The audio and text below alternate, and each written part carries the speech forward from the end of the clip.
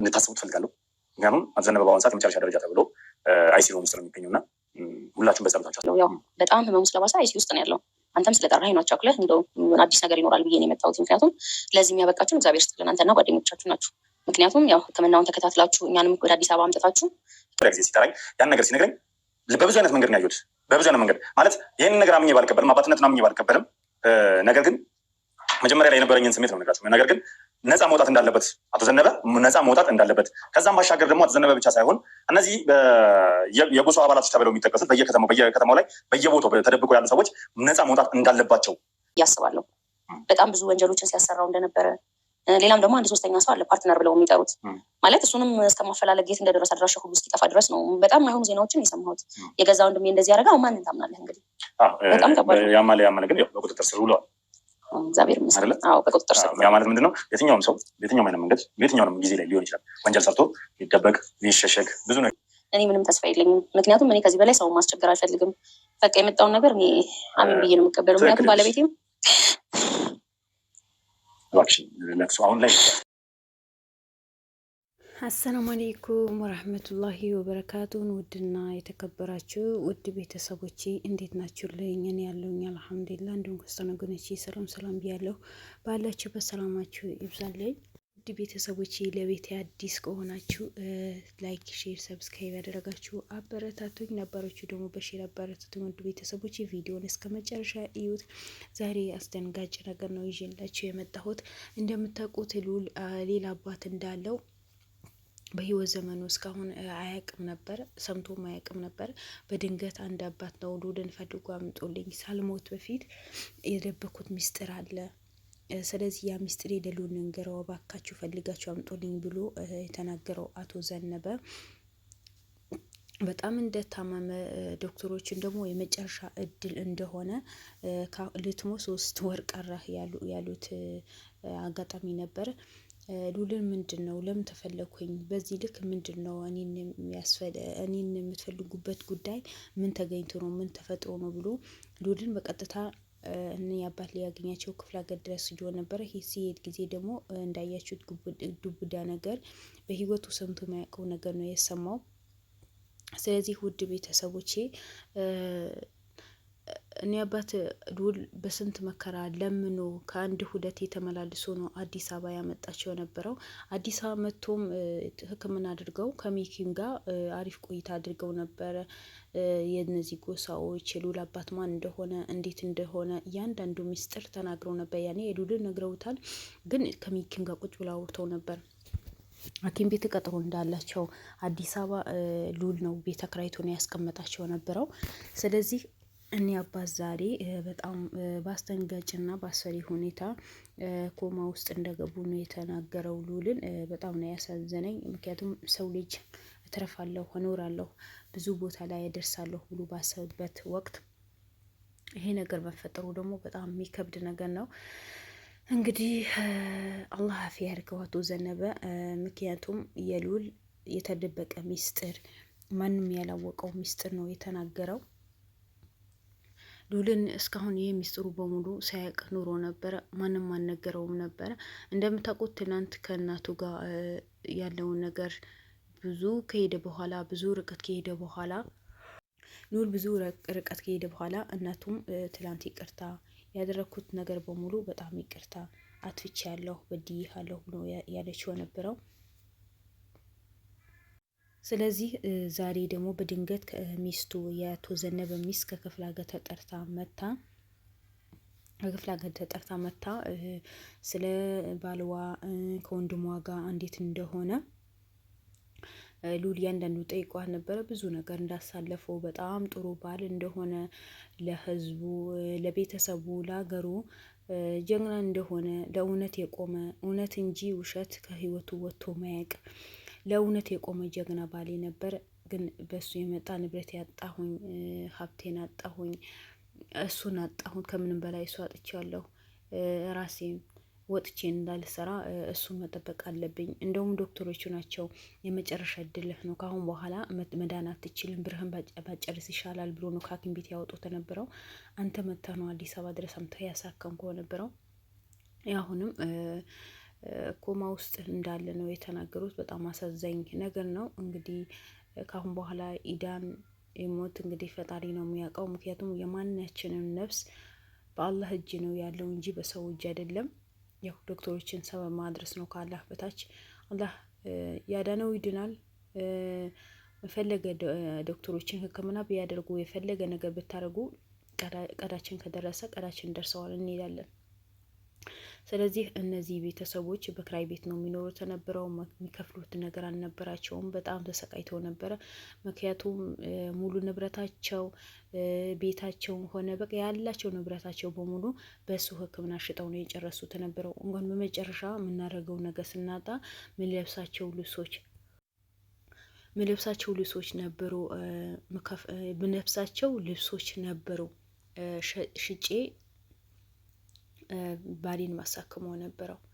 ስለዚህ አሁንም ቢሆን ባሌ ባለበት ቢድንልኝ የልጆቹ ቢተርፍ ለልጆቹ አባት አለን እንዲሉ ቢኖር ደስ ይለኝ ነበር። ምክንያቱም የዚህ ሁሉ ጉድ ያደረገው ወንድሜ ነው። የገዛ ወንድሜ ባሌ ስራ እንዲጀምር አድርጎታል። ከትንሽ አንስቶት ነው ብዙ ቦታ እንዲደርስ አድርጎታል። ዛሬ ግን ዋጋ እንዲከፍል ባሌ ዋጋ እንዲከፍልና ጠላት እንዲበዛበት ያደረገው ወንድሜ ነው። አልፎ ተርፎ ደግሞ ወንድሜ ጥሩ ቦታ ከደረሰ በኋላ ባሌ ወንጀል ነክ ነገሮችን እንዲሰራ ሳያቅ፣ ወንጀል መሆኑ ሳያቅ ያልሆኑ ስራዎችን እንዲሰራ ስራ ቦታ አስገብቶት ነበር። እሺ የባሌ ባይል እንኳን ለእኔ ለእህቱ ቢል እኔ እኮ እህቱ ነኝ፣ የእናቱ የአባቱ ልጅ ነኝ። ባሌ ታሰረ ማለት የልጆች አባት ታሰረ ማለት ልጆች የተጎዱ እኔ ተጎዳው። ማን ነው የሚያበላን? ማን ነው የሚያጠጣን? ያው አሁን ይህን ያህል ታሞ ሐኪም ቤት ለሐኪም ቤት የተመላለስን አንድ ቀን እንኳን የታላችሁ ብሎ አልጠራንም። ይሄ ደግሞ ማን ነው? አቶ ገረሙ ነው። ስለዚህ አሁን ባሌ ኮማ ውስጥ ገብቶ እንኳን የት ደረሰ፣ ምን ሆንሽ፣ ምን አለ ብሎ አልጠየቆኝም። ይሄ የመጨረሻ እድሌ ነው። ከአሁን በኋላም ተስፋ የለኝም። ተስፋዬ እናንተ ነበራችሁ። ባኔ ይድናል ብዬ ተስፋ ነበረኝ። ከአሁን በኋላ ግን የመጨረሻ እድል ሐኪሞቹ የመጨረሻ እድል ናቸው ያኔ የመጨረሻ እድሉ ነው ብሎ ነው የተናገሩት። እንግዲህ አላህ አፊ ያድርገው። አላህ ምንም አይሳነውም። ስለዚህ በጣም ነው ያለቀሰችው። ወንድሟው ደግሞ በቁጥጥር ስር ውለዋል። ይህን ያህል ወንጀል የሰራ ሰውን ወንጀል ውስጥ እንዲገባ ያደረገ ወንድሟም በቁጥጥር ስር ውለዋል እላቸዋለሁ። ውድ ቤተሰቦቼ ሰው በገዛ ዘመዱ ላይ በገዛ ስጋው ላይ በዚህ ልክ ከጨከነ ወዴት እንደምናመራ ወዴት እንደምንሄድ እኔ አላቅም። መጨረሻችን ብቻ አላህ ያሳምርልን። ምክንያቱም ሰው ህዝብ በሙሉ ጨካኝ ሆነዋል። ህዝብ በሙሉ በቤተሰቡ በአዝማድ በዘመድ በእናት በአባት በወንድም በእህት ጭካኔ የበዛበት ሰዓት ነው፣ ጊዜ ነው የደረስ ነው። ለምን እንደሆነ አላቅም። ብር የትም አያደርሰንም። እኛ ስንኖር ነው ብር የሚኖረው አይደል እንዴ? እኛ ስንኖር ብር ይኖራል። እኛ ስንኖር ሀብት ይኖራል። የሰው ልጅ አያቅም እንጂ ከምንም በላይ የእኛ የተሰጠን ጤንነት ትልቅ ነገር ነው። ግን እኛ አልሐምዱሊላህ ወይ መስገን ፈጣሪያችን ብለን አንኖርም። በቃ ለምን እንደዚህ ነገር ጎደለብኝ? ሀብታም ስናይ ለምን እንደዛ ሰው አልኖርም? የሆነ ነገር ስናይ ለምን እንደዛ ሰው አልተሳካልኝም? ለሁሉም ነገር አላህ የቀደረው ነው የሚሰጠው። ስለዚህ በዚህ ጉዳዩ ደግሞ እንግዲህ አላህ አላለውም። ከሞተ ምንም ማድረግ አይቻልም። ግን ደህና ቢሆን ቢሻለው ለልጆቹ ቢኖር ደስ ይላል። ምክንያቱም በጣም ደግ አባት ስለሆነ የልዑል ሚስጥር በሙሉ ይፋ እንዲወጣ ሁሉም ሰው እንዲያውቅ ብዙ የተበደሉ ሰዎችን ካሉበት ከታሰሩበት ከታገቱበት እንዲወጣ ያደረገው አቶ ዘነበ ነው። እንደዚህ ደግ የሰራ ሰው ደግሞ ቢኖርልን የበለጠ ነገር እንዲሰራ ብናደርገው በጣም ደስ ይላል። የሁላችንም ምኞት ነው። አላቅም የዛሬው ነው እንጂ የነገው ፈጣሪ ነው የሚያውቀው። ስለዚህ ዛሬ ሚስቱ የቤት ባለቤት ተደርጋለች። አሳዛኝ ነገር ቢኖርም ደስ የሚል ነገርም አለ። ያው በክራይ ቤት እኖራለን፣ ተሰቃይቻለሁ ከልጆቼ ጋር ከባሌ ጋር በጣም ተሰቃይቼ ነበረ። በቤት ክራይ በምን ብላ ተናግራ ነበረ። ሉሊያ ያ ነገር አገናዝቦ ሁሌ እንደዚህ የተቸገሩ ሰዎች የወደቁ ሰዎች ከጎናቸው እንደሚሆን ሁላችንም እናውቃለን። ሪል ስቴት ከእነሱ ጋር ብዙ ስራ እንደሚሰራ ሉል እናውቃለን። ዛሬ እነሱ ጋር ነው ይዘዋት ሂዶ ነው የቤት ባለቤት የሆነችው እህታችን። እንኳን ደስ አለሽ፣ ባልሽንም አላህ አፊያ ያረግልሽ። እናንተም ደግሞ በቀሪ ዘመንሽን ከልጆችሽ ጋር ደስተኛ ሆነሽ የምትኖሪበትን ቤት አላህ ያርግልሽ። ሉልን ደግሞ በምሰራቸው ስራዎች በሙሉ በጣም የሚያስደስቱ፣ ህዝብን የሚያስደስት፣ ራስህን የምትደሰትበት፣ ልብህን የሚደሰትበት፣ አይምሮህን የሚደሰትበት ስራ ነው የምሰራው። የተቸገሩ ሰዎች በሙሉ በዚህ ልክን ከጎናቸው ሆነ ችግራቸው መፍታት ማለት ቀላል ነገር አይደለም። እኛ ትንሽ ነገር እናየዋለን እንጂ በጣም ትልቅ ነገር ነው። እንኳን ቁጭ ብሎ የሰው ችግርን መስማትን ትልቅ ነገር ነው። መስጠት ብቻ አይደለም፣ ቁጭ ብሎ የሰውን ችግር መስማትን የመሰለ ነገር የለም። ያ ነገር ደግሞ ግንዛቤ ውስጥ አናደርገውም። ሰው ብቻ ስለሰማን ለጥቅሙ የሰማ ነው የሚመስለው። ግን እኛ በተናገርነው ቁጥር አንድ ሰው ብሎ ችግራችን አዳምጦ የችግራችን መፍትሄ ሲሰጠን ምን ያክል ደስ ይላል። ምንኛ መታደል ነው፣ ምንኛ መታደል ነው። በውስጣችን አምቀ ነው ተጎድተ ነው ያለው ነገር ሰው ሲሰማን በጣም ደስ ይላል። ስለዚህ ልውል በዚህ በጣም እድለኛ ነው። የብዙ እናቶችን የብዙ አባቶችን እንባብሶ ያው ባሏ ሐኪምት ከገጠር ድረስ ለምኖ ነው እንደ አልሄድም በቃ መጨረሻ ነው ተብለዋል። ከተወለድኩበት ካደግኩበት ካረጀሁበት ከወለድኩበት ሀገር ለመውጣት አልፈልግም፣ ከሞትኩኝም እዚህ ሁኜ ልሞት ነው ያለው የነበረው። ግን ለባክህ ሁሉ ነገር ፈጣሪ ያለውን ነው የሚሆነው። ስለዚህ ያ ነገር ስለሆነ እባክህ ተነስና ወደ አዲስ አበባ እንሂድ፣ የተሻለ መድኃኒት የተሻለ ሕክምና ታገኛለህ እባክህ ብሎ ብዙ ለምኖት ነው። በቪዲዮ ላይ እንዳያችሁት ለምኖት ነው አዲስ አበባ ይዞት የመጣው ነበረው እና የእሱም ሕክምና የእሱም ቤት ኪራይ የልጆቹም የሚስቱም ያለ ዛሬ ደግሞ የቤት ባለቤት ማድረግ ማለት በጣም ከባድ ነገር ነው። በአሁኑ ሰዓት በሀገራችን የቤት ውድ ነው፣ ኑሮ ውድ ነው። በዚህ ሰዓት ቤትን የመሰለ ነገር ለሰው ስጦታ መስጠት በጣም ትልቅ ነገር ነው። ልዑል በእርግጥ በጣም ትልቅ ሰው ነህ። እድሜና ጤና ከነ ቤተሰቦችህን አላህ ይስጥ እላቸዋለሁ። ውድ ቤተሰቦች በጣም አሳዛኝ ነገር አቶ ዘነበ ሆስፒታል በመግባቱ ኮማ ውስጥ በመግባቱ አሳዛኝ ነገር ቢሆንም በአንድ በኩል ደግሞ በጣም ደስ የሚል ነገር ወንድሟ በቁጥጥር ስር ውለዋል። እስካሁን ይህን ወንጀል በሙሉ ሲያካሂድ የነበረው ወንድሟ በቁጥጥር ስር በመዋሉ በጣም ደስ ይላል።